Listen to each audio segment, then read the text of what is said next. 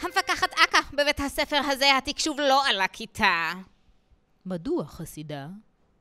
הלמידה המתוקשבת שטחית ומדשדשת. התלמידים חושבים שהערכת עמיתים זה לכתוב על דלת השירותים קורל המלכה. לא. אין פיתוח של יחידות לימוד מתוקשבות, אין אוריינות דיגיטלית, למורים אין את היכולות הנדרשות להתאים שיעור לסביבה מתוקשבת, וקהילת הלמידה היחידה בבית הספר היא החלפת מתכון נחריימה בהפסקות. נשמע כי לא מתקיימת למידה משמעותית.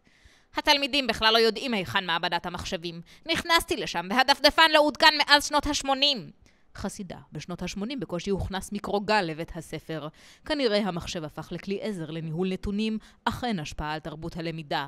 כן, אני מניחה שאת צודקת, אבל למה? למה? אין חשיבה מסדר גבוה, אין בוגר מוכן למאה ה-21, אין משהו חברתי, שיתופי, קונסטרוקטיביסטי. חסידה, את מוכנה לגשת איתי למנהל נילס? כן, כמובן. המנהל נילס? שלום לך, המנהל הולגרסון, מה שלומך? שלום, המפקחת. מדוע התקשוב לא מתרומם בבית ספרך, המנהל נילס?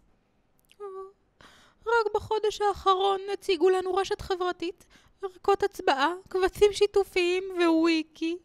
אבל חלק מהמורות עדיין לא יודעות לצרף קובץ בדואל.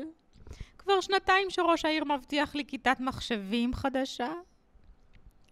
ובכיתה ג' באמת קיבלנו תרומה לוח חכם חדש, אבל המורה כתבה עליו עם טוש. בוא נילס, תפס על גבי. לאן נעוף? לפינלנד. נראה בתי ספר כל כך מתוקשבים, שבהם כשהמורות רוצות דיאטה, הן פשוט מוחקות קוקיס מהדפדפן. עלה. כן, עם רכז התקשוב שלי. גם אני, יופ. זהו.